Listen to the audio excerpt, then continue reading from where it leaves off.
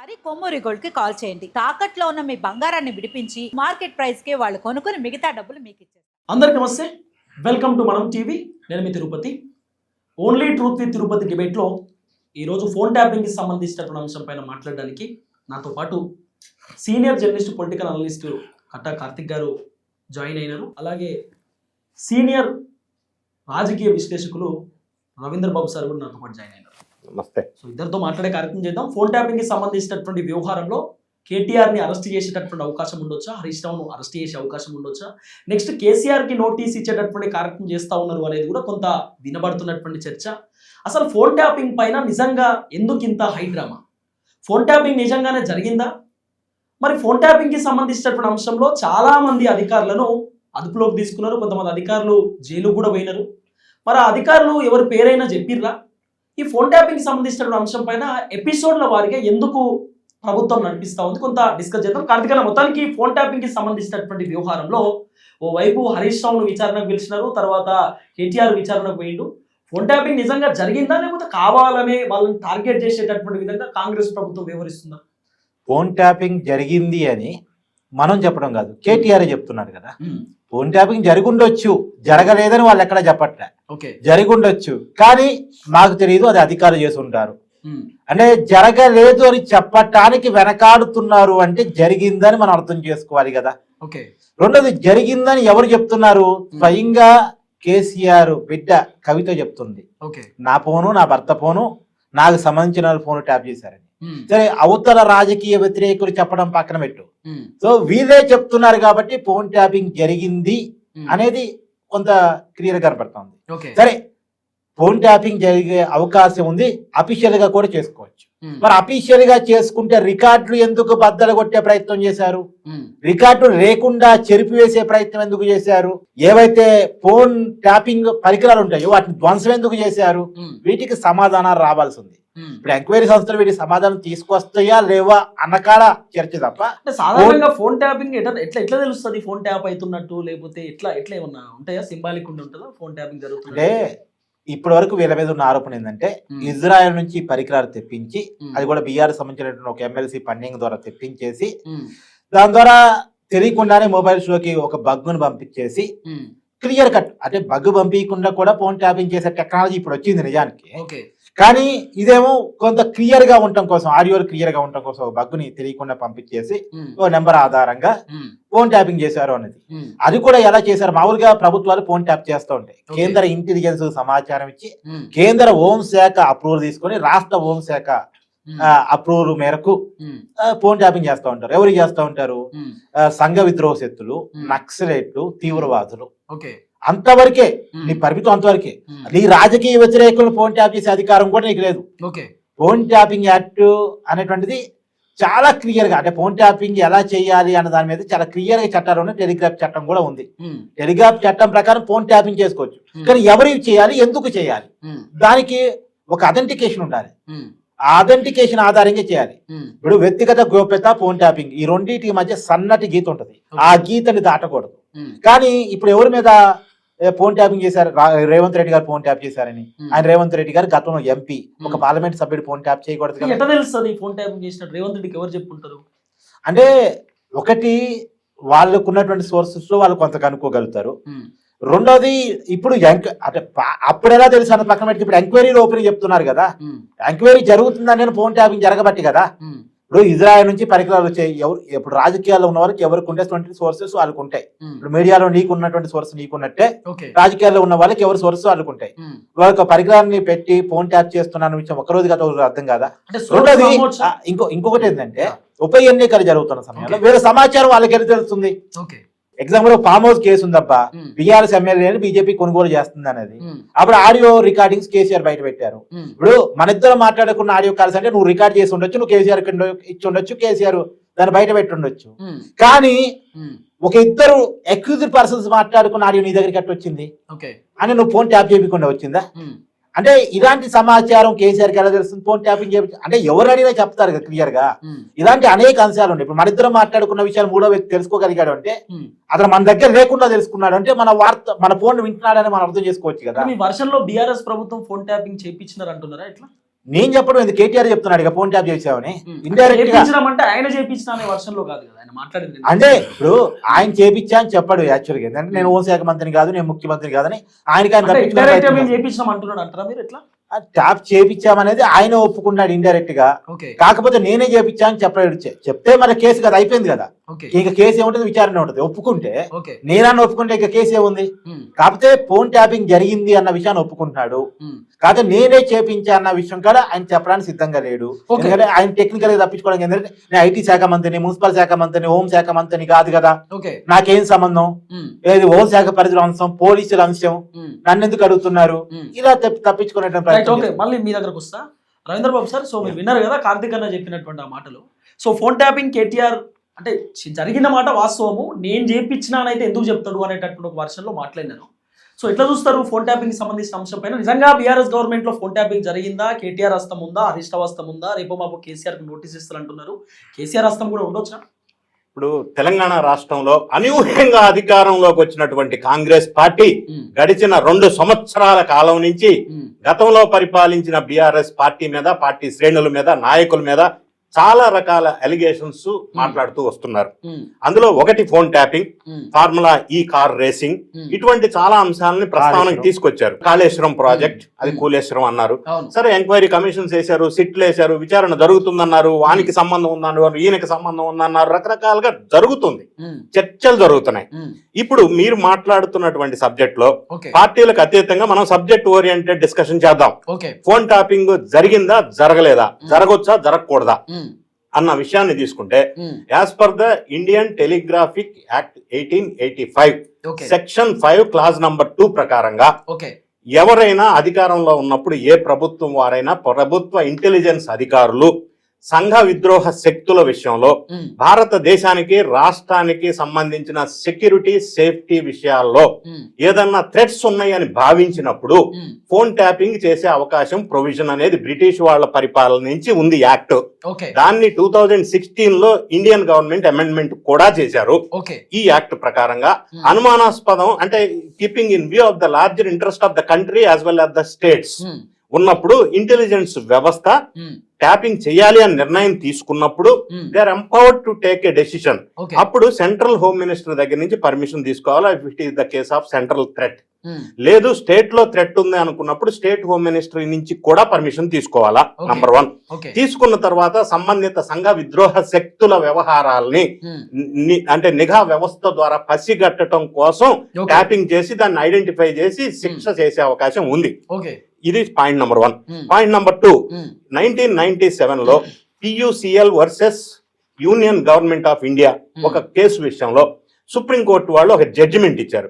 ఆ జడ్జిమెంట్ సారాంశం ఏంటంటే ప్రధానంగా ట్యాపింగ్ చేయవచ్చు, కానీ అది ప్రాథమిక హక్కులకి భంగం కలిగించే విధంగా నార్మల్ వ్యక్తుల ఫోన్ ట్యాపింగ్ చేయకూడదు.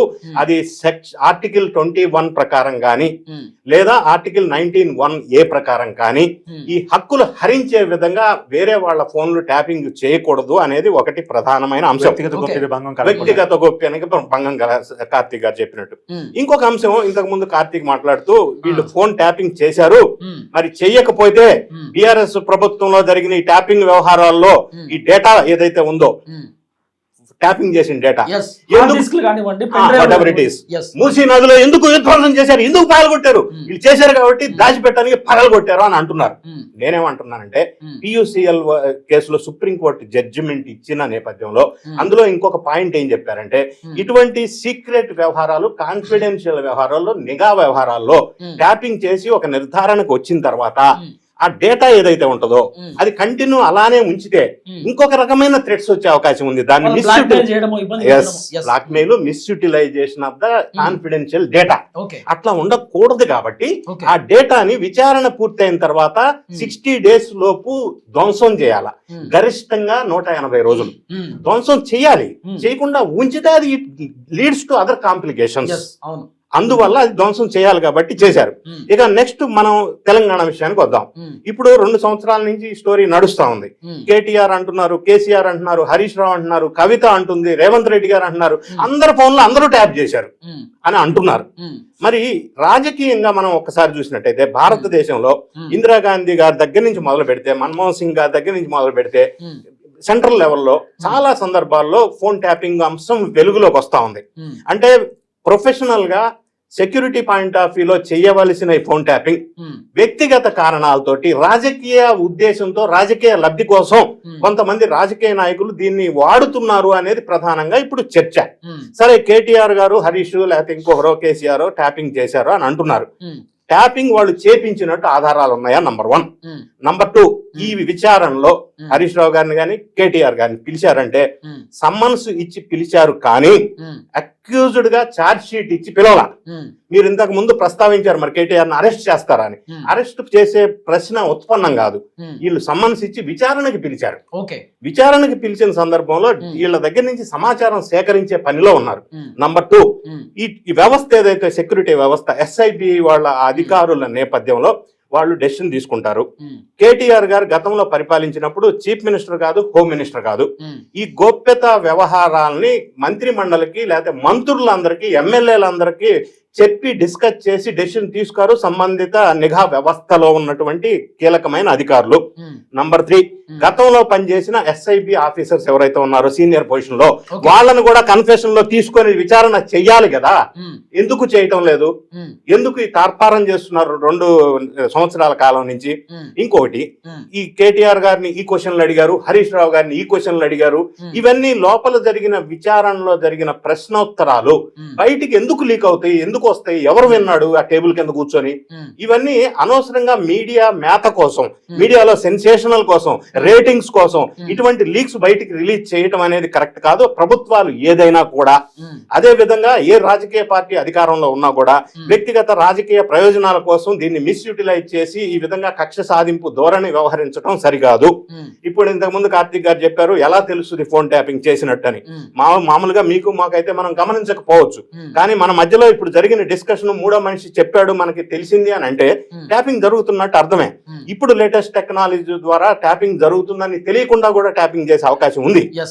అయితే ఇప్పుడు ప్రస్తుతం ఆరోపణలు చేస్తున్నటువంటి కాంగ్రెస్ వర్సెస్ బీఆర్ఎస్ విషయంలో ఏం జరిగిందనేది పూర్తి స్థాయిలో విచారణ పూర్తయిన వరకు మనకు తెలియదు. కానీ ఈ లోపు రాజకీయ ప్రేరేపితమైన ప్రకటనలు, లీకులు ఇస్తూ ఒక సంచలనమైన న్యూస్ కి కేంద్ర బిందువుగా ఉండే విధంగా దీన్ని సృష్టించడం కూడా కరెక్ట్ కాదు అనేది నా అభిప్రాయం. అంటే కేటీఆర్, హరీష్ రావు ఈ ఫోన్ ట్యాపింగ్ లో సంబంధం లేదు అంటారా? అంటే నార్మల్ గా సంబంధం ఉంది అని నేను అనలేను, సంబంధం లేదు అని మనం ఎలా చెప్పగలం? ఫర్ ఎగ్జాంపుల్, నిఘా వ్యవస్థ నక్సలైట్స్ తో సంబంధాలు ఉన్నాయి. నక్సలైట్స్ మీద నిఘా పెట్టి వాళ్ళు ఎక్కడ మూమెంట్స్ పసిగట్టాలి. ఈ సందర్భంలో ఈ ఎస్ఐబి వాళ్ళు వాళ్ళ ఫోన్ ట్యాపింగ్స్ పెట్టి పరిశీలిస్తూ ఉంటారు వ్యవహార శైలిని.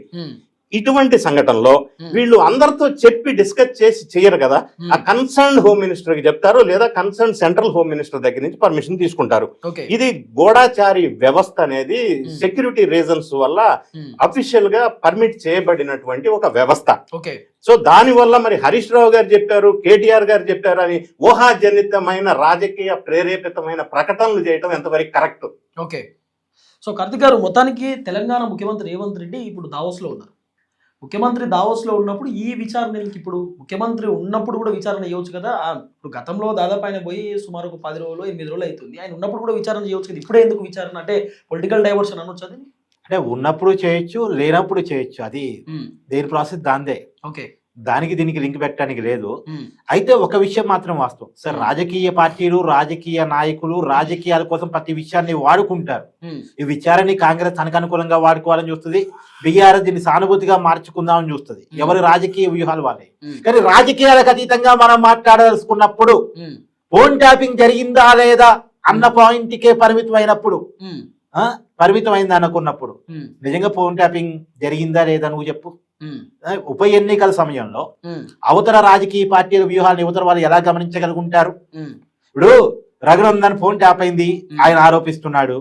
ఆయన ఎలా చెప్పగలుగుతున్నారు? ఆయనకున్న ఐడెంటిఫికేషన్ ఏంటి అంటే ఆయనకున్న సమాచారం మొత్తం ముందుగానే వేరే తెలుస్తుంది. ఇంటెలిజెన్స్ అధికారులు కూడా ఉండొచ్చు కదా. ఇంటెలిజెన్స్ ఒక పరిమితమైనటువంటి సమాచారాన్ని ఇవ్వగలదు, కానీ A to Z సమాచారాన్ని ఇవ్వలేదు కదా. నువ్వు నేను మాట్లాడుకున్న మొత్తం సమాచారాన్ని ఏమి ఇవ్వలేదు కదా. ఇప్పుడు ఫామ్ హౌస్ కేసు చూడు, నువ్వు ఆ ఫామ్ హౌస్ కేసులో నువ్వు నేను మాట్లాడుకున్న ఫోన్ కాల్ కేసీఆర్ చేతుల్లోకి ఎలా వెళ్ళిందంటే అది ఇంటెలిజెన్స్ ఇస్తుందా? ఇంటెలిజెన్స్ కాదు కదా ఇచ్చింది. అందులో ఇంకా విచారణ కూడా స్టార్ట్ కాకముందే కేసీఆర్ చేతిలోకి వచ్చినాయి కదా. ఇప్పుడు విచార సంస్థలు కొన్నాళ్ళు ఎంక్వైరీ చేసిన తర్వాత విచార సంస్థలు కనిపెట్టాయి అంటే నిజానికి విచార సంస్థలు కనిపెట్టే ఆన్సర్ కోర్టు ముందు ఉండాలి, ముఖ్యమంత్రి చేతులు ఉండకూడదు నిజానికి. కానీ కోర్టు దగ్గర ఉండాల్సిన ఎవిడెన్స్ తో ముఖ్యమంత్రి ప్లే చేశాడు అంటే ముఖ్యమంత్రికి అప్పటికే తెలుసుంది, చేతిలో ఆడియో ఉంది అంటే ఫోన్ ట్యాపింగ్ జరిగిందని అర్థం కదా. ముఖ్యమంత్రి హస్తం ఏమైనా ఉండొచ్చా పాత ముఖ్యమంత్రి? ఖచ్చితంగా ఈ వర్షన్లో అంటే కేసీఆర్ హస్తం ఉంది అంటున్నా మీరు? అంటే జరిగితే కేసీఆర్ హస్తం ఉంది. ఇప్పుడు జరిగింది అనేది ఒక నిజమైతే ఒక విషయం, ఇప్పుడు కవిత గారి ఫోన్ ట్యాప్ అయింది ఎగ్జాంపుల్ అనుకో, కవిత గారికి రాధాకిషన్ రావు గారికి లేదా కవిత గారికి ప్రభాకర్ రావు గారికి కవిత గారికి భుజంగరావుకి తిరుపతి అన్నకి వీళ్ళకి ఏమైనా పగలుంటాయా? రేవంత్ రెడ్డి గారి ఫోన్ ట్యాప్ చేసే అవసరమో, లేదు కవిత గారి ఫోన్ ట్యాప్ చేసే అవసరమో, రఘునందన్ రావు గారి ఫోన్ ట్యాప్ చేసే అవసరమో, వీళ్ళ ఫోన్ ట్యాప్ చేసే అవసరం ఎవరికి ఉంటుంది? సహజంగా వీళ్ళ రాజకీయ ప్రత్యర్థులకు ఉంటది, అంతే కదా. ఇప్పుడు రఘునందన్ కేసీఆర్ కి ప్రత్యర్థి, రేవంత్ రెడ్డి కేసీఆర్ కి ప్రత్యర్థి, లేదా కేటీఆర్ కి ప్రత్యర్థి, లేదా హరీష్ రావు ప్రత్యర్థి. కుమార్తె కదా అంటే వాళ్ళ మధ్య గ్యాప్స్ ఉన్నాయి కదా మనకి క్లియర్ గా ఇప్పుడు అర్థమవుతుంది కదా. ఇప్పుడు గ్యాప్స్ ఉన్నాయి కదా, ఇప్పుడు కాదు, ఇప్పుడు బద్దలైపోయింది అధికారం అయిన తర్వాత. గ్యాప్స్ ఎప్పటి నుంచే ఉండుంటాయి, గ్యాప్స్ ఎప్పటి నుంచే ఉండుంటాయి. ఇవాళ బద్దలైపోయి ఫోన్ ట్యాప్ చేసి ఉండొచ్చు అని మీరు భావిస్తున్నారా? అంటే ఆమె చెప్తుంది, ఆరోపణ చేస్తుంది కదా. మరి మనం ఒక వ్యక్తి చేయగలిగింది ఆరోపణే, ఒక వ్యక్తి చేయగలిగింది ఆరోపణే. ఆ ఆరోపణ నిజమో కాదో నిరూపించాల్సింది వ్యవస్థ.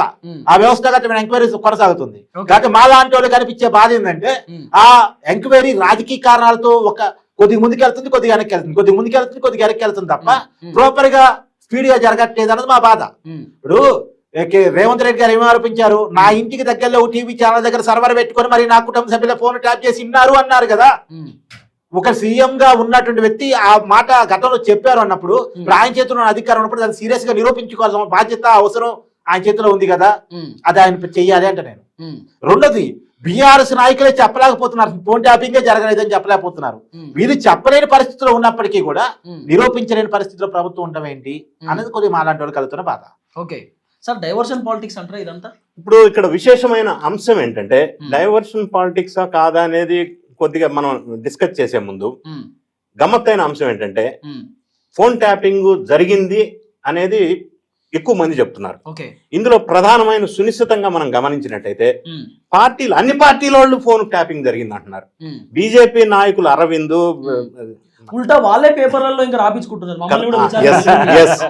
ఇక్కడ ఆశ్చర్యకరమైన అంశం ఏంటంటే బీజేపీకి సంబంధించిన రఘునందన్ రావు గాని అరవింద్ గాని బీజేపీకి సంబంధించిన బండి సంజయ్ అందరూ బీజేపీ నాయకులు ఫోన్ ట్యాపింగ్ జరిగింది మాది అంటున్నారు, బీఆర్ఎస్ నాయకులు అంటున్నారు మాది ఫోన్ ట్యాపింగ్ జరిగిందని, కాంగ్రెస్ నాయకులు అంటున్నారు మాది కూడా ఫోన్ ట్యాపింగ్ జరిగిందని. అంటే పార్టీలకి సంబంధం లేకుండా ప్రతి రాజకీయ నాయకులు చెప్తున్న కామన్ పాయింట్ ఏంటంటే వాళ్ళ ఫోన్ ట్యాపింగ్ జరిగినాయి. వీళ్ళ అధికారంలో ఉన్నప్పుడు వాళ్ళది జరిగింది, వాళ్ళ అధికారంలో ఉన్నప్పుడు వీళ్ళది జరిగింది. సో ఈ విధంగా ప్రధానంగా ఒక కామన్ పాయింట్ కనిపిస్తా ఉంది. సో దీన్ని బట్టి పార్టీలకి ఎవరున్నా అధికారంలో ఉన్న వాళ్ళు ఈ ఫోన్ ట్యాపింగ్ ఫెసిలిటీని దుర్వినియోగం చేస్తున్నట్టుగా కొన్ని ఈ కామన్ వీళ్ళు చెప్తున్న అంశాలను చూసినట్టయితే రేవంత్ రెడ్డి కాంగ్రెస్ ఆయన వాళ్ళు అంటున్నారు, బీఆర్ఎస్ అంటున్నారు, బీజేపీ వాళ్ళు అంటున్నారు. అంటే దీన్ని బట్టి ఏమర్థం అవుతుంది? అధికారంలో ఉన్న వాళ్ళు దీన్ని మిస్యూజ్ చేసే అవకాశం పాసిబిలిటీ లేదు, మిస్యూజ్ చేయడానికి స్కోప్ లేదు అని నేను అనలేను కూడా. అయితే మిస్యూజ్ చేయకూడదు అని సుప్రీంకోర్టు జడ్జిమెంట్స్ ఉన్నప్పటికీ కొంత అధికార బలంతో ఏ పార్టీ అధికారంలో ఉన్నా చేసే అవకాశం ఉంది. నంబర్ 2, ఈ రోజు బీఆర్ఎస్ పార్టీ వాళ్ళు ప్రశ్న ఏంటంటే ప్రస్తుతం కాంగ్రెస్ ప్రభుత్వం అధికారంలో ఉంది తెలంగాణలో, మీరు ఇప్పుడు ఫోన్ ట్యాపింగ్ జరుగుతుందా లేదా మీ ప్రభుత్వం అధికారంలోకి వచ్చిన తర్వాత? జరగట్లేదా? జరుగుతుంది కదా. మరి అంటే ఇర్రెస్పెక్టివ్ ఆఫ్ ద పార్టీస్ ఎవరు అధికారంలో ఉన్నా ఈ ప్రధానమైన కీగా ఉన్నటువంటి ఫోన్ ట్యాపింగ్ అంశాన్ని ఎవరికి అనుకూలంగా వాళ్ళు యూటిలైజ్ చేసుకుంటున్నారు, వాడుకుంటున్నారు అని దీనివల్ల మనకి సామాన్య ప్రజలకు అనిపిస్తా ఉంది. ఇప్పుడు ఇక్కడ ఒక విషయం చాలా కీలకంగా మాట్లాడుకోవాలి. ఈ దేశంలో ఏ ప్రాంతీయ పార్టీకి రాని డబ్బులు 2 పార్టీలకు వచ్చినాయి. ఒకటి బీఆర్ఎస్, 2 వైసీపీ. ఎలా వచ్చాయి అన్న దానికి కొంత ఇప్పుడు ఎంక్వైరీ జరుగుతుంది, ఎవిడెన్స్ వాళ్ళు చూపించాలి ఎంక్వైరీ సంస్థలు. కొంత విషయం ఏంటంటే పారిశ్రామికవేత్తల ఫోన్లు కూడా ట్యాప్ చేపించి బ్లాక్ మెయిల్ చేసి డబ్బులు తీసుకున్నారు అనేటువంటి ఆరోపణ చాలా గట్టిగా ఉంది. నిన్న కేటీఆర్ గారి మీద జరిగిన విచారణలో ఆ పాయింట్ కూడా ఉంది కదా నిజానికి. కాబట్టి ఇది నిజానికి మన ఇక్కడ రియాలిటీలో బీఆర్ఎస్ పార్టీ చాలా పెద్ద ఫండింగ్ వచ్చింది. బీఆర్ఎస్ కి సంబంధించినటువంటి బాండ్లు ఎక్కువ మంది కొన్నారు, ఎలక్ట్రల్ బాండ్స్. అది రియాలిటీ కనపడుతుంది. తర్వాత వైసీపీకి సంబంధించినటువంటి ఎలక్ట్రల్ బాండ్స్ కూడా కొన్నారు. అప్పట్లో వైసీపీకి బీఆర్ఎస్ కి మధ్య ఉన్నటువంటి రిలేషన్ తెలియంది కాదు.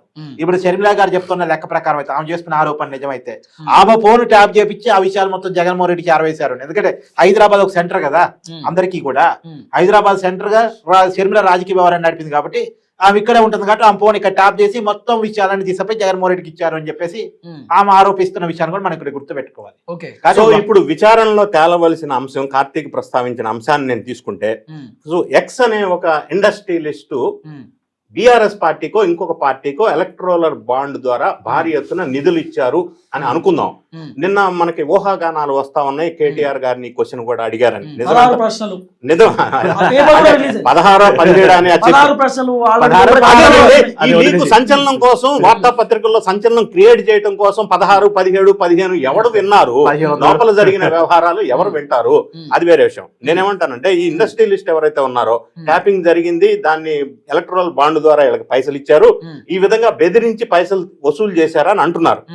సో విచారణ సంస్థలు చేయవలసింది ఏంటంటే, ఈ సదరు ఇండస్ట్రియలిస్ట్ ఎవరైతే ఉన్నారో అతనికి ఈ కన్సర్న్ పార్టీకి మధ్యలో ఈ టెక్నికల్ డేటా ఎవిడెన్స్ తీసుకోవాలా. గూగుల్ టేక్అవుట్స్ గానీ, ఫోన్లు, వాట్సాప్ సమాచారం ఏమన్నా నడిచిందా, నడిస్తే ఏ టైంలో ఏ రోజు నడిచింది, నంబర్ 1. అది నడిచిన తర్వాత కొంతకాలానికి వీళ్ళు కన్సర్న్ వీళ్ళకి ఏమైనా పైసలు ట్రాన్స్ఫర్ చేశారా, ఎలక్ట్రల్ బాండ్ రూపంలో గానీ ఇతరత్రా కానీ, ఇవి టెక్నికల్ గా ఇవన్నీ ఎస్టాబ్లిష్ అయితే ఎస్ వీళ్ళు మిస్యూటిలైజ్ చేశారు, ఇండస్ట్రియలిస్ట్ ని బెదిరించారు, పలానా రోజు కాల్స్ చేసుకున్నారు, పలానా చోట కలిశారు, తర్వాత వీళ్ళ అకౌంట్ లోకి ఇంత అమౌంట్ వచ్చింది అనేది ఎస్టాబ్లిష్ చేయాలంటే ఈ దర్యాప్తు సంస్థలు ఇప్పుడు చేస్తున్న పని అదే. ఇవన్నీ చేసి పూర్తి స్థాయిలో విచారణ తేలేంత వరకు ఈ మధ్యలో పత్రికల కోసం, మీడియా సెన్సేషన్ కోసం కొన్ని గానాలు చెలరేగుతా ఉన్నాయి. అది ఎంతవరకు కరెక్ట్ అనేది మనం స్పష్టంగా డిసైడ్ చేసి చెప్పలేం కదా. సో మైనింగ్ కి సంబంధించినటువంటి వ్యవహారంలో ఆ అంశాన్ని రేవంత్ రెడ్డి వాళ్ళ బావమరిది గురించి మాట్లాడినందుకు ఈ ఫోన్ ట్యాపింగ్ విచారణ పిలుస్తారు అనేది హరీష్ రావు వర్షన్. కరెక్ట్. మీరేమంటారు కార్తీక్ గారు? సరే, ఇక రాజకీయాల్లో ఉన్నప్పుడు నిజంగానే కాంగ్రెస్ అట్నే పెరగవచ్చు కాక లేదు కావాలని బీఆర్ఎస్ ఇలా ఆరోపణ చేయొచ్చు కాక. రాజకీయ ఆరోపణలు, రాజకీయ అంశాలు ఇందానే చెప్పాను, ప్రతి విషయాన్ని రాజకీయ పార్టీలు రాజకీయ కోణంలోనే చూస్తాయి. వేరే ఈ టైంలో విచారించడం కరెక్టా కాదు, మన పార్టీకి ప్లస్ అవుద్దా మైనస్ అవుద్దా అనేది కాంగ్రెస్ అంచనా వేసుకునే విచారిస్తుంది. ఇప్పుడు దీన్ని ఎట్లా సానుభూతిగా మార్చుకుందామని బీఆర్ఎస్ ప్లాన్ చేసుకుంటది. ఇప్పుడు మనం ఈ రాజకీయ అంశాలు చూడకపోతే ఎవరికి క్లీన్ చేయడం, ఎవరు పత్తిత్తులు కాదు, ఎవరి గోతులు వాళ్ళకున్నాయి, ఎవరి తప్పులు వాళ్ళకున్నాయి. ఇక్కడ నేను ఎవరిని తప్పు పట్టాలని కాదు, ఎవరిని ఒప్పు పట్టాలని కాదు. కాకపోతే విచారణ కరెక్టేనా, వీళ్ళు తప్పు చేసి ఉంటారా లేదా అన్న కాడ మాత్రమే నేను పాయింట్అవుట్ చేస్తున్నాను. ఫోన్ ట్యాపింగ్ 100కి 100% మిస్యూజ్ జరిగిందని ఇండైరెక్ట్ గా బీఆర్ఎస్ ఒప్పుకుంటుంది. ఆ జరిగినటువంటి విషయాన్ని ఇప్పుడు కాంగ్రెస్ ప్రభుత్వం వెనక్కి తీస్తుందా, లేదు రాజకీయ ప్రయోజనాల కాడ రాజీ పడిద్దా?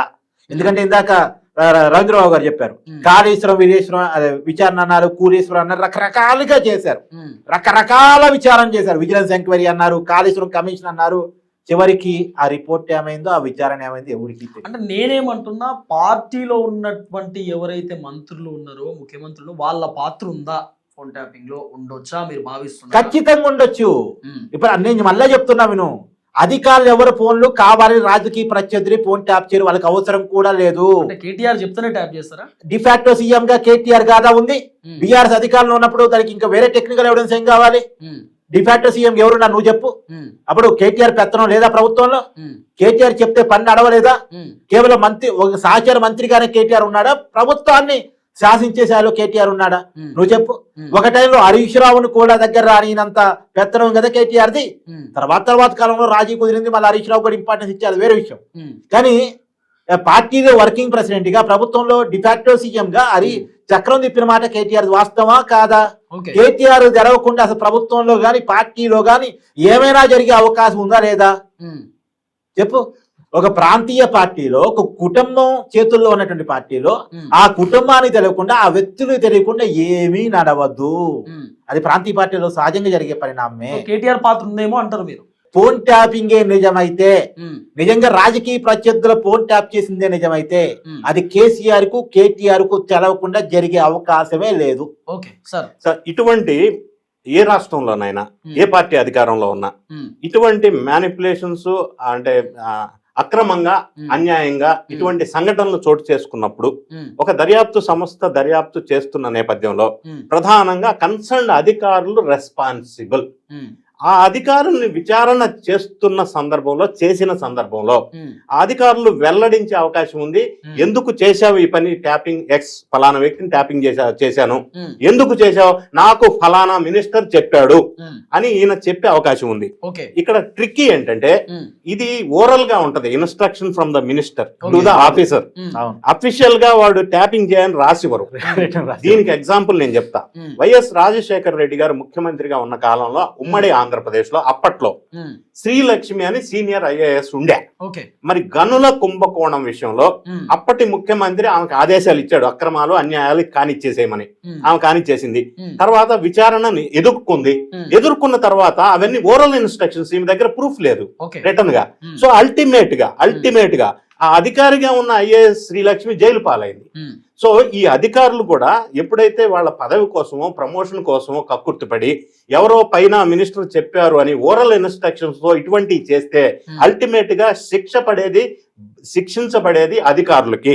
ఇప్పుడు ఎగ్జాంపుల్ సార్ చెప్పిన దాని కొనసాగింపు, ఇవాళే వచ్చిన కేసు, మనందరం దేవుని నమ్ముతాం కాబట్టి తిరుమల తిరుపతి వెంకటేశ్వర స్వామి దగ్గర లడ్డు నెయ్యిలో కల్తీ జరిగిందనే కేసులో ఆ చైర్మన్ గారు లేదు ఆ రాజకీయ పార్టీ పెద్దలు, వైసీపీ సంబంధించిన పెద్దలు అందరూ తప్పించుకున్నారు.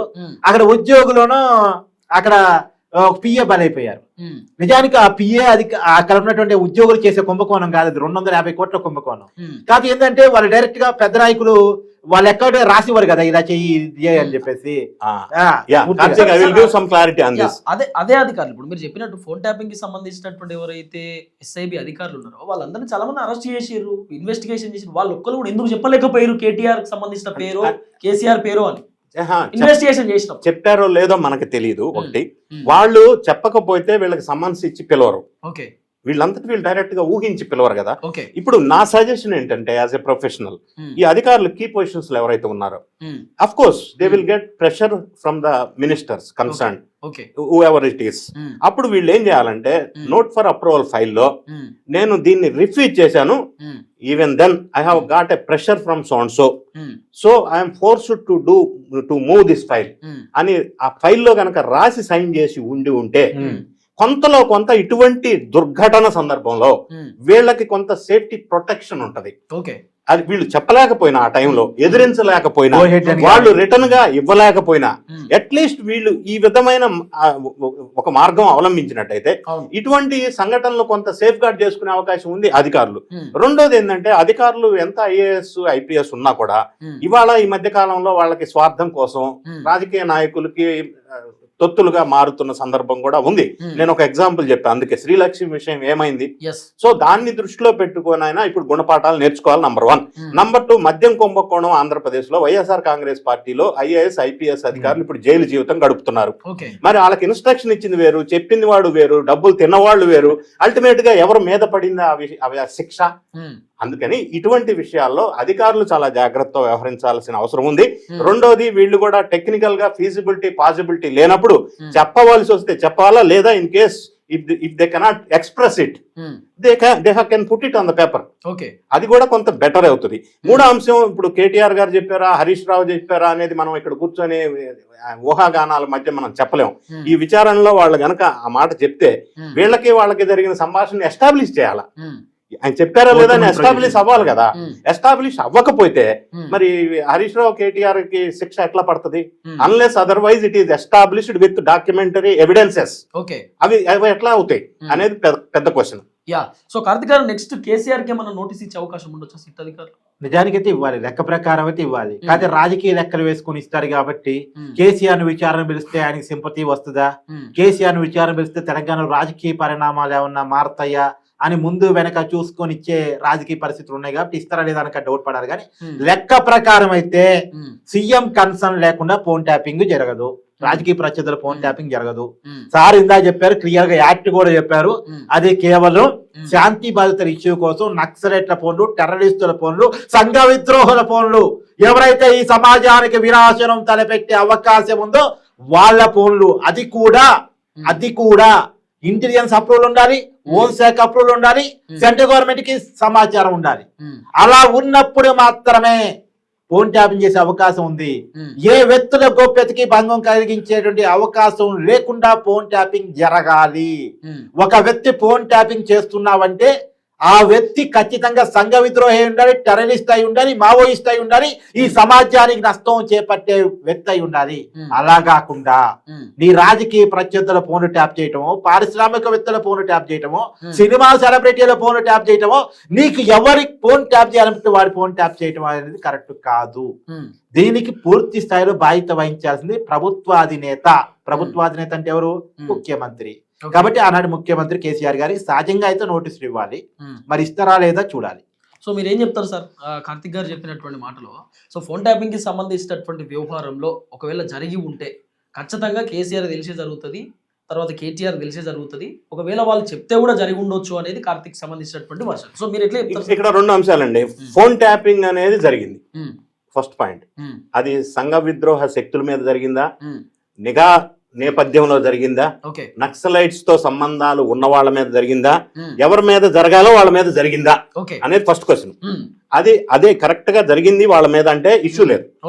కానీ దీన్ని మిస్యూటిలైజ్ చేసి అధికార దుర్వినియోగంతో పైనుంచి ఇన్స్ట్రక్షన్స్ వచ్చి రాజకీయ ప్రయోజనాల కోసం, ప్రలోభాల కోసం, ఇన్కమ్ జనరేషన్ కోసం ఇండస్ట్రియలిస్ట్ ని, పాలిటీషియన్ ని ఫోన్ ట్యాపింగ్ లో ద్వారా లబ్ధి పొందితే ఏ రాజకీయ పార్టీ అయినా అల్టిమేట్ గా అధికారులు శిక్ష అనుభవిస్తారు, అది వేరే విషయం.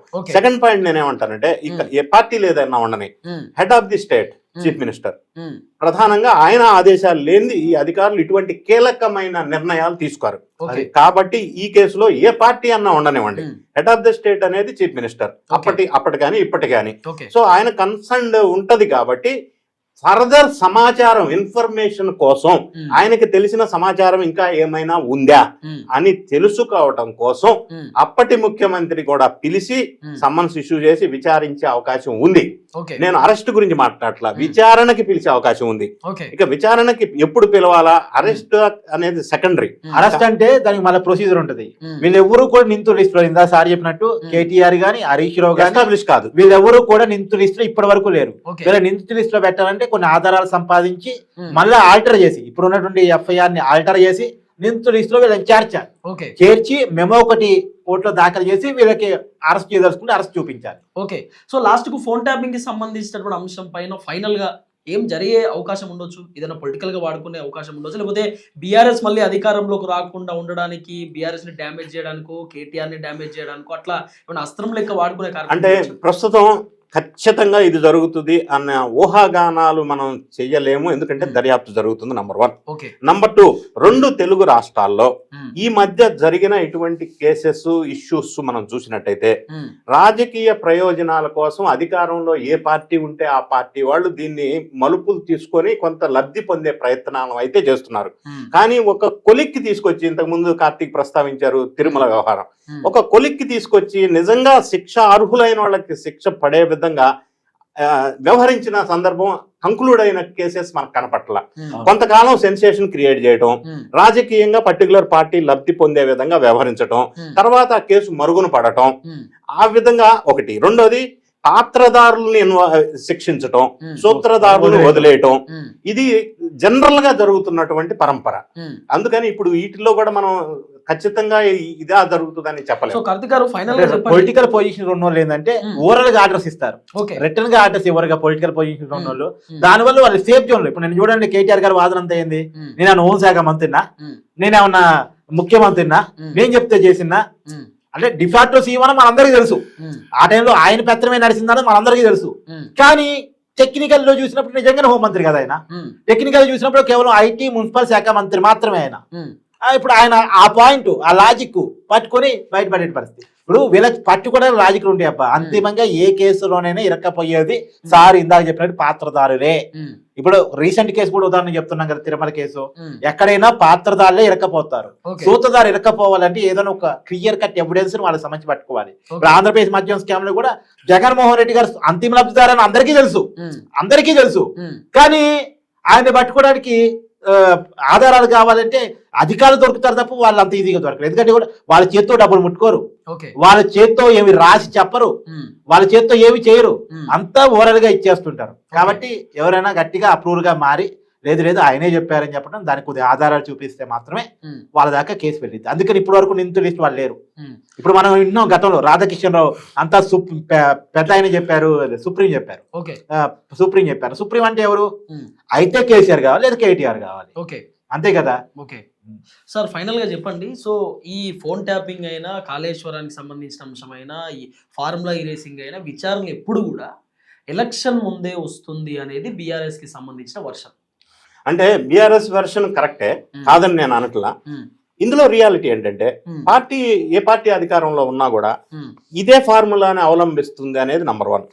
నంబర్ 2, విచారణ అంటే నిష్పక్షపాతంగా జరిగి పాత్రదారుల్ని సూత్రధారుల్ని నిందితులుగా కన్ఫర్మ్ చేసిన తర్వాత కూడా న్యాయ వ్యవస్థలో ఉన్న లొసుగుల్ని ఆధారంగా చేసుకొని సంవత్సరాల తరబడి తెలుగు టీవీ సీరియల్ సాగదీసినట్టుగా జీడిపాకంలాగా సాగదీస్తూ సంవత్సరాల తరబడి పెండింగ్ లో ఉన్న చాలా అక్రమాలు, అన్యాయాలు, కేసులు మన కళ్ళెదురు 2 తెలుగు రాష్ట్రాల్లో ఉన్నాయి మనకి ఎగ్జాంపుల్స్. కాబట్టి ఏదో సెన్సేషన్ కోసం దర్యాప్తు అయిపోద్ది, వీళ్ళని అరెస్ట్ చేసేస్తారు, జైలుకి వెళ్తారు అనేది తొందరపడి అట్లా మాట్లాడే అవకాశం లేదు అని నేను చెప్తున్న రియాలిటీ. సో కార్తిక్ గారు, ఫైనల్ గా చెప్పండి, కేటీఆర్ కి సంబంధించినటువంటి వ్యవహారంలో రకరకాల ఛానల్స్ లో రకరకాల కథనాలు, కాంగ్రెస్ పార్టీ లీడర్లు కేటీఆర్ హీరోయిన్ పార్కాయ తోటలు తీసుకుపోయిండు, రూమ్ నెంబర్ 820 ఇబ్బంది పెట్టిండు, వీడియోలు ఉన్నాయి, ఫోటోలు ఉన్నాయి, చాలా రకాలుగా కాంగ్రెస్ పార్టీ లీడర్లు మాట్లాడారు. ఏకంగా మంత్రి గారు మాట్లాడినారు. గతంలో కేటీఆర్ గారు ఆల్రెడీ అనేక రకాల నోటీసులు ఇచ్చినారు, తర్వాత ఆమె పైన కోర్టులో కంప్లైంట్ ఇచ్చారు, నడుస్తా ఉంది. ఇదంతా కూడా మీరు చూసారు కదా. సో కేటీఆర్ కి సంబంధించినటువంటి ఎపిసోడ్ లో సో నిజంగా కేటీఆర్ హీరోయిన్ ఇబ్బంది పెడితే ఒక్క హీరోయిన్ కూడా బయటకు వచ్చి ఎందుకు మాట్లాడలేదనే చర్చలు కూడా వస్తున్నాయి. సో ఎట్లా చెప్తారు కేటీఆర్ అంటే ఇక్కడ 2 విషయాలు. ఇప్పుడు అనవసరమైన క్యారెక్టర్ అసాసినేషన్ చేయడం తప్పు. బయట ఓపెన్ గా మాట్లాడి పబ్లిక్ గా మాట్లాడి అది కూడా మంత్రి స్థాయిలో ఉన్న వాళ్ళు మాట్లాడడం తప్పని ఒప్పుకుంటా. అయితే ఇక్కడ నిజంగా అంటే నేనేమి ధృవీకరించట్లేదు కానీ ఒకవేళ హీరోయిన్ల ఫోన్ లో ఇంకో ఫోన్ ట్యాప్ అయినా, పారిశ్రామిక ఫోన్ ట్యాప్ అయినా వాళ్ళు అంత ఈజీగా వచ్చి బయట చెప్పరబ్బా. ఎందుకంటే వాళ్ళకు ఉన్నటువంటి సెలబ్రిటీ హోదాలో నుంచి వాళ్ళ జీవితాలు ఎట్లా ఉంటాయి అంటే గాజుల మధ్య ఉంటాయి, అంటే ఏమంటారు అద్దాల మేడలో ఉంటారు వాళ్ళు. సో కాబట్టి అద్దాల మేడలో సున్నితంగా ఉంటారు, సున్నితమైన జీవితాలు. సో ఒక్కసారి వచ్చి నా ఫోన్ ట్యాప్ అయింది, నన్ను పలానా బ్లాక్ మెయిల్ చేశారంటే ఇంత వాళ్ళు చెప్తే ఇంత అల్లుతారు కథలు. సో మన మీడియా గురించి వాళ్ళకి బాగా తెలుసు, బయటకు వస్తే వాళ్ళ జీవితాలు ఎంత రచ్చయితీయో తెలుసు. సో వాళ్ళ వ్యక్తిగత జీవితాన్ని డిస్టర్బ్ చేసుకోవాలని ఎవరు అనుకోరు. నువ్వు ఇప్పుడు పలానా పెద్ద సెలబ్రిటీ నువ్వు ఏదైనా అన్నా గానీ టక్కును వాళ్ళు నీతో గొడవ పడరు. నువ్వు పెద్ద సెలబ్రిటీ దగ్గర పోయి అన్నా గానీ వాళ్ళు కామె వెళ్ళిపోతుంది. ఎందుకంటే నీతో వాళ్ళు గొడవ పడ్డా, నువ్వు వాళ్ళతో గొడవ పడ్డా పోయేది వాళ్ళదే పరువు అని వాళ్ళు భావిస్తూ ఉంటారు. కాబట్టి వాళ్ళు ఎవరు కూడా బయటకు వచ్చి మా ఫోన్లు ట్యాప్ అయినాయి, మమ్మల్ని బ్లాక్మెయిల్ చేశారు అనేది చెప్పటానికి ఇష్టపడే జీవితాలు అవి కావు, వివాదాలకు దూరంగా ఉండే జీవితాలు అవి. ఇప్పుడు I will add something for Karthik statement. ఇలా ఎందుకు జరుగుతుందంటే నేను లేటెస్ట్ ఎగ్జాంపుల్ తెలంగాణలో తీసుకుంటాను, వెరీ లేటెస్ట్. ఒక మంత్రి గారితో ఒక ఐఏఎస్ మహిళ ఐఏఎస్ వచ్చింది కదా, కానీ అదే సరే కేసు అయింది. ఇంతకీ విషయం అందరికీ తెలుసు. ఆ మహిళా ఐఏఎస్ ఎవరైతే అలిగేషన్ చేస్తున్నారో ఆమె రిటర్న్ స్టేట్మెంట్ కంప్లైంట్ ఇంతవరకు ఇవ్వకపోవడం వల్ల రిమాండ్ రిపోర్ట్ లో జర్నలిస్టులు జైలుకి వెళ్ళాలా, కేసు లేదు, నో కేసు. బాధితురాలు స్టేట్మెంట్ ఇవ్వనప్పుడు కేసు ఎక్కడ ఉంటది? నంబర్ 1.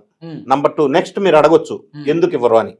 ఎందుకు ఇవ్వరంటే ఇండియన్ లీగల్ ఫ్రేమ్ వర్క్ లో డిఫామేషన్ కేసు ఒకసారి ఎవరన్నా పరువు నష్టం దావా కింద కేసు వేస్తే ఎవరైతే కేసు పెడతారో, అంటే ఈ కేసులో మహిళా ఐఏఎస్ అధికారి ఆమె రిటర్న్ స్టేట్మెంట్ ఇవ్వాలా. ఫస్ట్ కోర్టు ప్రొసీడింగ్స్ ప్రకారం ఈమె కోర్టుకి అటెండ్ అయ్యి ఈమె కంక్లూడ్ క్రాస్ ఎగ్జామినేషన్ స్టేట్మెంట్ ఈ మొత్తం కంప్లీట్ చేసుకోవాలా. ఇదంతా ప్రాసెస్ అయిపోయిన తర్వాత ఎదుటి వాళ్ళని పిలుస్తారు. ఫర్ ఎగ్జాంపుల్ ఆంధ్రప్రదేశ్ రాష్ట్రంలో YS Jagan Reddy and team Nara Lokesh బాబుని ఒక డిఫామేషన్ కేసు ఒకటి నడుస్తుంది. చిన్నబాబు చిరు తిండికే ఇంత ఖర్చు చేశారు వైజాగ్ ఎయిర్పోర్ట్ లో 26 కోట్లు ఏదో చెప్పారు. దాని మీద ఈయన డిఫామేషన్ కేసు వేశారు వైజాగ్ లో. ఈ కేసు 6 సంవత్సరాల నుంచి నారా లోకేష్ ఇప్పటి వరకు 7 సార్లు కోర్టుకు వెళ్ళాడు స్వయంగా. 6 years అయింది. ఇప్పటి వరకు ఈయన క్రాస్ ఎగ్జామినేషన్ కంప్లీట్ అవ్వాల. సో మన- ఎన్ని సంవత్సరాలు ఈ కన్సర్న్ సీనియర్ పొజిషన్ లో ఉన్న వ్యక్తులు లేదా సెలబ్రిటీస్ ఎన్ని సంవత్సరాలు కోర్టు పిలిచినప్పుడల్లా ఇట్లా వెళ్ళి రావాల్సి అంటే ఉంటుంది? విక్టిమ్సే వెళ్లాల్సి వస్తుంది ఎక్కువగా అనేది. విక్టిమ్సే వెళ్ళాలి, ముందే క్రాస్ ఎగ్జామినేషన్ అవ్వాలి. సో ఇంత ఎందుకు మనం ఇబ్బంది పడాలా అన్న ఉద్దేశంతో ఈ సెలబ్రిటీస్ కానీ అఫీషియల్స్ కానీ కొంతమంది ఇటువంటి జోలికి వెళ్ళటం లేదు. ఈ డిఫార్మేషన్ కేసెస్ చట్టం ఇండియాలో కొంత వీక్ ఉంది, అందులో కొన్ని లొసుగులు ఉన్నాయి. దానివల్ల సంవత్సరాల తరబడి బాధితురాలే బాధపడే అవకాశం ఉంది. అందువల్ల ఇటువంటి తొందరపడి మీరు అన్నట్టు కేటీఆర్ కి వాళ్ళకి లింకులు ఉన్నాయా అంటే వాళ్ళు తొందరపడి ముందుకు రారు, స్టేట్మెంట్ ఇవ్వరు, కేసు పెట్టరు, విచారణకి రారు. పైగా అడిగితే ఖండిస్తారు కూడా. ఎందుకు ఈ గోల్లోకి ఈ పెంటలోకి వాళ్ళు రారు అసలు, ఇది దూరంగా మరి వాళ్ళకి లేనటువంటి బాగా లీడర్లకి ఎందుకని? నార్మల్ ఉంటది కదా ఎవరికన్నా. రాజకీయం నథింగ్ ఎల్స్. రాజకీయ మైలేజ్ కోసం తప్ప వాళ్ళకి లేని బాధ వీళ్ళకి. ఎందుకంటే సఫర్ అవుతారు కదా సార్. అంటే వ్యక్తిత్వ హననం చేసినట్టు. ఇప్పుడు ప్రాబ్లం ఏంటంటే ఇక్కడ ఈ వ్యక్తిని హననం చేశారు, వ్యక్తిత్వాన్ని, వీళ్ళ కుటుంబం నాశనం అయిపోద్ది, స్పాయిల్ అవుతుంది ఇమేజ్. అక్కడ అమ్మాయి వాళ్ళ కుటుంబం కూడా ఇమేజ్ స్పాయిల్ అవుతుంది, అది కూడా ఉంటది కదా. అంతే కదా sir. It happens like that. అయితే ఒకటి విక్టిమ్ చెప్పలేదని కారణం చేత కేసు అసలు ముందుకు వెళ్ళకపోతే అది కూడా ప్రమాదం ఉంది. ఎందుకంటే విక్టిమ్స్ ఎప్పుడు కూడా చెప్పుకోలేని పరిస్థితిలో కొంతమంది ఉంటారు. ఇప్పుడు సార్ చెప్పిన ఒక ఎగ్జాంపుల్, నారా లోకేష్ గారు కాబట్టి పొలిటికల్ లైఫ్ లో ఉన్నారు కాబట్టి ఆయన సత్యరీతి నిరూపించుకుందామని ఆయన తిరుగుతున్నారు. పాపం నా సత్యరీతి నిరూపించుకోవాలి, నా మీద ఇలా రాస్తారా అని తిరుగుతున్నారు. కానీ అందరూ అలా తిరగలేరుగా. తిరిగితే వచ్చేటువంటి అప్లికేషన్స్ వేరుగా ఉంటాయి, తిరిగితే వచ్చేటువంటి విమర్శలు కూడా వేరేగా ఉంటాయి కదా. కాబట్టి పాపం వాళ్ళు బయటికి రారు. వాళ్ళు బయటికి రారు కదా అని వాళ్ళని వేధిస్తుంటారు కొంతమంది. వాళ్ళు ఎట్టా బయటికి రాలేని వాళ్ళని వేధించడానికి సిద్ధపడతారు. ఎలాగూ ఇది తేలేది లేదు, వాళ్ళు వచ్చేది లేదు, కేసు పెట్టేది లేదు, ఈయనకి సిద్ధపడేది లేదు అని దుమ్మెత్తి పోస్తే పోలా, బట్ట కాల్చి మేరేస్తే పోలా అని వీళ్ళు అంటారు, వీళ్ళు చేస్తారు ఆ పని. వాళ్ళు ఎట్టా కూడా రారు కదా అని వాళ్ళనే వేధించడానికి వాళ్ళు ట్రై చేసి ఉండొచ్చు. వాళ్ళని వేధించినప్పుడు మరి కేసు అయితే పెట్టాలిగా, కేసు పెట్టడం కరెక్టేగా, కేసు ముందుకెళ్ళడం కరెక్టేగా. బాధ ఏంటంటే కేసు పెట్టే దాని మీద బయట రూమర్స్ క్రియేట్ చేస్తున్నాడు తప్ప కేసుని పెద్ద ముందు తీసుకెళ్ళట్లే. అవును, కేటీఆర్ ఎవరినో ఇబ్బంది పెట్టిన చెప్పడం తప్ప. అంతే, దుమారం లేపాలా, బట్ట కాల్చి మేదేసేయాలా, అంటే ఇమేజ్ డ్యామేజ్ చేసేయాలా. అంతకు మించి పెద్దగా ఒరిగేది ఏం లేదు, రాజకీయ ప్రయోజనాలు తప్ప. ఇప్పుడు జరుగుతున్న కత్తిదే ఈ రెండు తెలుగు రాష్ట్రాల్లో. ఏ కేసు అయినా అంతే. ఇప్పుడు పాత కేసులు, గతంలో రేవంత్ రెడ్డి గారి మీద బీఆర్ఎస్ పెట్టిన కేసులు అంతే, ఇప్పుడు బీఆర్ఎస్ అధికారులు అంటే కాంగ్రెస్ అధికారులు బీఆర్ఎస్ నాయకుల మీద పెడుతున్న కేసులు అంతే. ఏ కేసు అయినా ఒక దేశ వారికే. ఇప్పుడు ఆ రోజుల్లో రేవంత్ రెడ్డి గారు డ్రోన్ ఎగరేషన్ కేసు పెట్టారు. ఆ కేసులో ఏమైనా ఫైనల్ తీర్పు వచ్చిందా? ఏమీ రాదు. అంటే ఇప్పుడు బీఆర్ఎస్ అధికారులు ఉన్నప్పుడు డ్రగ్స్ కేసులను పెట్టారు, సినిమా సెలబ్రిటీలను పిలుచుకొచ్చి విచారించారు. ఏ పూట కాపోతే మనకి 4 మ్యాచ్ వేస్తారు మీడియాకి, తర్వాత మా ఎవరు దారి వాడు మర్చిపోతారు. సో మీడియాలో కథనాలు రావడానికి రాజకీయ అవసరాల కోసం, రాజకీయ అవకాశాల కోసం ప్రతి కేసుని వాడుకోవటం తప్ప తేల్చాలని ఎవరు అనుకోవట్లేదు. మరి తప్పుడు జరగట్లేదని ఖచ్చితంగా తప్పుడు జరుగుతుంది. నేను చెప్తున్నా కదా, బీఆర్ఎస్ అయ్యాలో కేటీఆర్ చెప్తున్న దాన్ని బట్టి తప్పు దొరికిపోతుంది, ఖచ్చితంగా ఫోన్ ట్యాపింగ్ చేసి ఉంటారు. మరి ఆ ఫోన్ ట్యాపింగ్ ని రేవంత్ రెడ్డి ప్రభుత్వం తేల్చగలదా? నేనైతే నమ్మట తేల్చగలిగిద్దని. ఎందుకు తేల్చలేదు అనుకుంటున్నారు? ఇదే ఏ కేసు తేల్చారని అసలు ఏమో తెలిసొచ్చేమో. కొన్ని దశాబ్దాలుగా రాజకీయ అవసరాల కోసం రాజకీయ పార్టీల కేసును వాడుకోవడం తప్ప ఏ కేసును అంటే నాకు నమ్మకం కలగట్లే. లేదండి, కార్తీక్ గారు కాంగ్రెస్ పార్టీ నాయకులు చెప్తున్నారు విచారణ పిలిచినామంటే సగం అయిపోయింది. 100 చెప్తారబ్బా కాంగ్రెస్ నాయకులు, 100 చెప్తారు. విచారణ పిలిస్తే కేసు అయిపోయినట్టు. అంతవరకు నిందితుల లిస్టులో కేటీఆర్ పేరు లేదు. ఆయన నిందితుడు కాదట కదా, ఆయన నిందితుడు లెక్క విలువలేదు, మేము సాక్షి లెక్క. చెప్పా. అవును, ఇప్పటి వరకు నిందితుడు కాదు, కానీ వీళ్ళు చేసే ఆరోపణ నిందితుడనే. వీళ్ళు చేసే ఆరోపణ కానీ ఒక విషయం ఓపెన్ గా మాట్లాడుకుందాం, రియాలిటీగా మాట్లాడుకుందాం. వాళ్ళు ఏం చట్టాలు పెట్టారు, వాళ్ళు ఏం కేసులు పెట్టారు, వాళ్ళు ఏమని చూపిస్తున్నారు పక్కన పెడితే రియాలిటీగా మాట్లాడుకుంటే, ఫోన్ ట్యాపింగ్ అంటూ జరిగితే రాజకీయ ప్రత్యర్థుల ఫోన్ ట్యాప్ చేస్తే ఆ రాజకీయ ప్రత్యర్థుల ఫోన్ ట్యాప్ చేసే అవసరం ఎవరికి ఓపెన్ ప్రాక్టికల్ గా మాట్లాడుకుందాం. ఎవరికి ఉంటది? ఇప్పుడు రేవంత్ రెడ్డి ఫోన్ ట్యాప్ చేసే అవసరం రాధాకృష్ణ రావుకు ఉంటుందా, ప్రభాకర్ రావుకు ఉంటుందా, కేసీఆర్ కి ఉంటుందా? ఓపెన్ నువ్వు చెప్పే స్టేట్మెంట్ ఇక అంతే కదా, అయిపోయి కేసు. దాన్ని నిరూపించగలుగుతా లేదా అనేది పాయింట్ తప్ప ఓపెన్ గా ప్రజల ముందు ఉన్న వాస్తవం ఇది. వాస్తవం ప్రజల కళ్ళ ముందు ఉంది, వాస్తవాన్ని నువ్వు చూపిస్తావా చూపించవా, అంతే point. So thank you so much sir. So ఇది ప్రత్యేకమైనటువంటి డిబేట్. మళ్ళీ ఇంకో డిబేట్ తో మళ్ళీ కలుద్దాం. అందరికి నమస్తే, థ్యాంక్ యూ సో మచ్. జై తెలంగాణ.